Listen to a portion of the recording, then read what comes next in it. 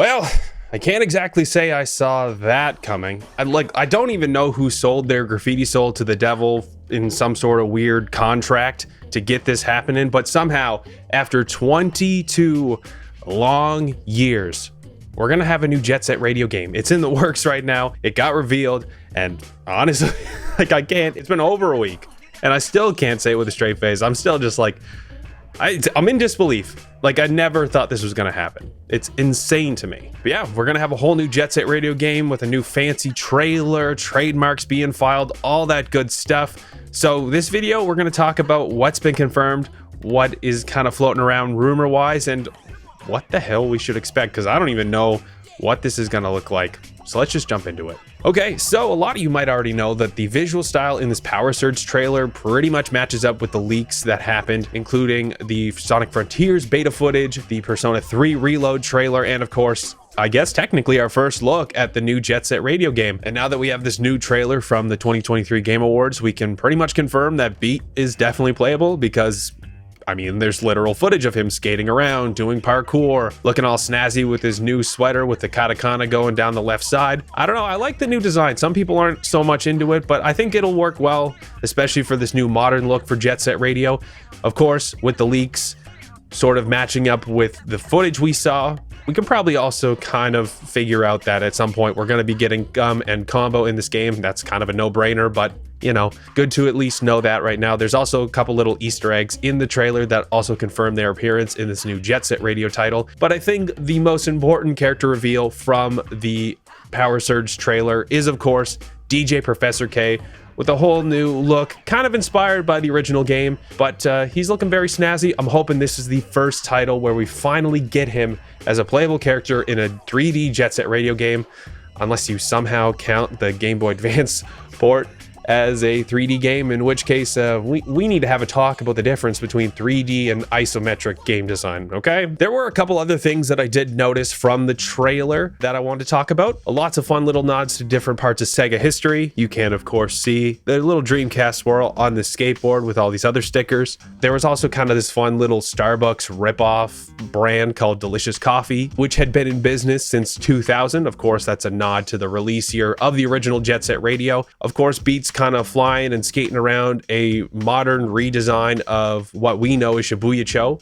So this new project is most likely going to be a reboot of the original game, which kind of is not so fun for us older fans who are a little more into the Jet Set Radio Future look. But you know what? There's a couple little things they actually hinted towards in terms of little Easter eggs, little references to Jet Set Radio Future. When you look at DJK's new broadcast studio, you'll notice this giant Jet Set Radio neon sign. That's actually a reference to the Jet Set Radio station in Future, because there's also a giant neon Jet Set Radio sign. A little different from the design in that game, because this one seems like it's more of a stationary radio station. You can see kind of some brick against the back wall. This looks a little more concrete this time as a studio. I'm hoping that we don't have any helicopters trying to steal DJK away, at least in this one. I'm hoping. Let's hope he has a less chaotic time in this game. You know, I also like the Stratocaster guitar on the wall to the left. It'll be interesting to see if we see the DJ Professor K play it or break it over somebody's head during the course of the game.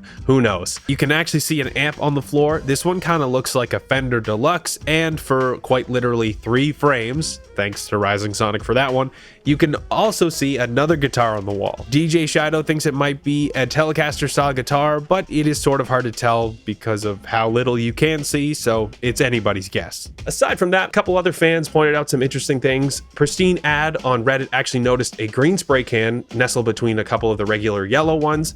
Now, there hasn't actually been any green cans in any of the games specifically. There were some asset files in Jet Set Radio Future, but this could also be a replacement for the regular blue can that gives you 5 sprays. We'll have to wait and see. Also on Reddit, No Damage noticed some interesting, what kind of look like floating skull icons. They might represent some quick spray spots like in Future. Again, we'll have to wait and see what we find out from the development team. But it could be kind of cool to see like a bit of a mishmash between the two graffiti styles, the mural style of Jet Set Radio versus, you know, the quick spray style of Jet Set Radio Future. I think Bomber Cyberpunk did a good job of this. It still had that joystick feel of Jet Set Radio, but with the kind of the speed of Jet Set Radio Future. I want to see how Kikuchi and Co. kind of make it happen in Jet Set Radio 3. I guess that's what we're calling it. It is going to be a third Jet Set Radio game. Like, again, this is still crazy to me. I don't know how we got this. I'm just going to sit back and enjoy. But the last thing I kind of want to talk about from the trailer, there was this little billboard kind of in the skyline of Shibuya-cho, and it had a watch on it which kind of actually resembled the Swatch Beat watch. It's kind of one of those early 2000s digital watches, and there was a partnership between the company that makes the watches, Swatch, and SEGA to kind of advertise it in a few different Dreamcast games. The one marketing gimmick people might know from Swatch is the use of internet time in Phantasy Star Online. There were originally some asset files found in the Dreamcast version of Jet Set Radio with Swatch Beat branding. So what was originally a weird partnership between SEGA and a watch company has a new little Easter egg in the new Jet Set Radio game. Again, bit of a weird deep cut. I'm probably grasping at straws about that one, but you know what? I thought you might like a little trivia, and hey, if it turns out I'm right, I'm gonna be happy. Now, if SEGA hasn't already given us enough of a heart attack with this new reveal of Jet Set Radio content, they've also given us a new developer video talking about how it's going so far, and of course, it's really mostly just promo fluff. They're trying to get more people recruited into the team, but the cool thing for some of us weird nerd archivist people is the fact that now we finally have a high definition shot of series artist Ryuta Ueda. I'm telling you right now, as a guy who edits videos a decent amount about Jet Set Radio, trying to find nice, decent photos of Ryuta Ueda is like finding a needle in a haystack. The other kind of weird little Jet Set Radio Future Easter egg I didn't mention was that the thumbnail for this video also features a little magazine that actually has a preview of Jet Set Radio Future. It's like just an original Xbox magazine. It's got the shot of Gum with the spray can. Again, nice little reference. We are kind of borrowing a lot from the original title, but the fact that we're getting these weird little nods here and there to Jet Set Radio Future tells me that maybe it's not going to be 100%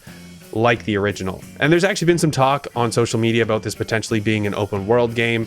Who knows what that's going to look like? Again, that's a lot of speculation, but I'd be down for like I said, a hybrid game between Jet Set Radio and Jet Set Radio Future. The dev diary, from what I can kind of glean from this, obviously it's all in Japanese. I had to kind of translate it into English a little bit with some mixed results. I'll link the full thing in the description, but here's a little taste. A completely new work of Net Set Radio. This initiative. But the team so far seems pretty hopeful about this project. One thing I thought was kind of interesting is that the scenario team was talking a little bit about how they're going to market this towards the overseas audience and what the concerns might be versus the domestic Japanese audience. Some of you might know Jet Set Radio has actually done a lot better in Western markets versus the Japanese market. It just sells a little better overseas. And the fact that the Next Level project seems to actually be kind of helmed and marketed to English audiences by SEGA of America directly, we might see something a little different release-wise versus the Japanese market. This new team layout is actually kind of in line with what Masayoshi Kikuchi and other original team members had been seeking for a new Jet Set Radio project. They were looking for more younger developers to really modernize the experience. And looking at this new team in the dev video, there's definitely a nice balance between older developers and younger developers. Although we haven't seen any confirmation of the return of the series' main composer, Hideki Naganuma, it is cool to see other original sound team members return, like Tomonori Sawada. There's some other departments that seem a bit more youthful. For example, the art department seems to skew a bit younger, and they're doing a bit more experimentation with graffiti, which seems kind of cool. But you know what? Of course, it cannot all be smooth sailing. And it's only been a week, but somehow there is a bunch of speculation, and let's talk about it. So the first thing was that there was an article put out by SegaBits referencing a reset era thread that pulled some of the postings from Sega's job portal. These listings were for the 3rd division at Sega, which does handle a lot of the online stuff for Sega, notably Phantasy Star Online 2. According to this article, because these jobs are for online game development, being listed for Division 3, but now being used for the Super Game Project, a lot of people are concerned about the new titles revealed at the Game Awards being live service only, like Phantasy Star Online 2. To quote SegaBits directly, Jet Set Radio and Crazy Taxi are likely to be online and potentially online only, much like PSO2. They would also be high-budget AAA releases. that bit of speculation journalism there, it's not exactly giving people a ton of comfort. Look, don't get me wrong, I like SEGA bits a lot. I appreciate what they do for the fan community. You probably shouldn't have worded it that was not the best way to word that. The Super Game project has kind of been linked already with, you know, NFTs and live service only rumors that have kind of muddied the waters of what this could really be, which could, you know, actually just be just a bunch of releases that have some online interactivity and connectivity going forward. Again, it's all rumor and innuendo, so let's try not to, like, let's pump the brakes a little bit on the, like, the fear a little bit, okay? And just to add even more confusion, SEGA of America's press release about the project also says that they want to release these as individual titles, which kind of contradicts the whole super game thing and the games as a service. It's just, there's just so much going on. Now, all this kind of confusion is just really tough to see happen in real time because, you know, I've been waiting a long time for these games. I do want to see them do really well. I haven't really been keeping up as much, but seeing other people kind of post about, you know, their concerns and worries on social media is, you know, it's not fun to see. It's tough. I get it. But, you know, some kind of new Jet Set Radio content is better than nothing. And I mean, the fact that they want to try to at least try to make this a AAA release, which is, I know, look, I love Jet Set Radio, but it's not exactly hitting AAA, you know, sales figures. It didn't hit AAA sales figures in the past with either title, and I don't know if it's going to with this new title. But you know what? The fact that they're at least willing to give it a shot, I'm happy with. And you know what? If somehow this game is actually just online only and it goes out of service, you got to remember the SEGA fan community is super dedicated with just preservation of information and games, all that fun stuff. I mean, SEGA Retro is a whole website just dedicated to that alone. So I have no concerns or qualms about this going offline because there will be somebody who figures out how to make an offline server you can still play the game on. Do I know how it's going to work? Hell no. I am not that knowledgeable about online gaming. And you know what? Even pulling an example from before, there are older versions of Phantasy Star Online that are technically still playable on fan servers, and a lot of them actually are still offline only. Again, that's not a super great comparison, but the current Phantasy Star Online 2, you can play mostly by yourself. You still have to sort of be connected online, and it's generally like seems like a seamless experience from like the very little I've played of it. So, you know, there's always hope. If there's enough demand for it from a fan community, most likely somebody's going to figure out a way to make it. That's how we got Jet Set Radio Future multiplayer. We have to let the Jet Set Radio team kind of figure this shit out before we get too crazy with all the speculation and drama and rumors and all that nonsense. Okay? Let's just be hopeful for the future. Let's be cautiously optimistic, and let's just be excited for a new Jet Set Radio title. But I mean, aside from that, that's really mostly it for me. Actually, I lied. I'm trying to edit this, and then Sega Sammy has a managers meeting where they reveal new details about their plans going forward for the next few years. And not only is there new imagery for all these new games, but of course, Jet Set Radio is going to have a pseudo social media type online interactive component. It's also going to be open world, so it's basically now a hybrid Jet Set Radio Future game. This is cool. I'm excited to see what happens. Also, interesting note, Passion Wagon on Twitter pointed this out, but it's the second time we're seeing combo with no boombox. Very strange. Anyway, would love to know all of your thoughts about everything we've discussed in the video in the comments. Let me know what's up. Thanks for having me back. I know it's been a hot minute since I've made like any sort of content, and the fact that I thought it was coming back to just make some, you know, another review video, and then this drops out of nowhere. Like the night that the Game Awards was happening, my phone blew up like crazy. I was trying to go to sleep, and everybody was like, "Holy shit, FalseProof! Did you see the new Jet Set Radio reveal?" I'm just saying, look. I'm just glad people know that I'm excited for this too. I'm sorry it's been so long.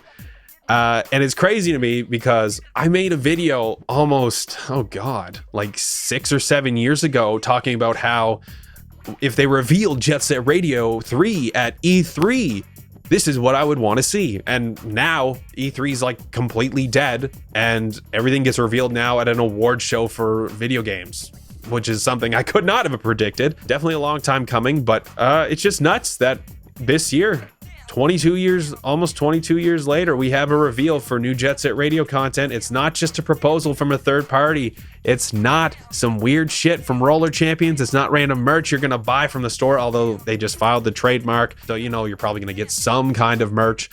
It's a legit new title. Again, I'm cautiously optimistic like I was with Bomb Rush Cyberfunk. That wound up being super fun, and we're going to talk about that at some point.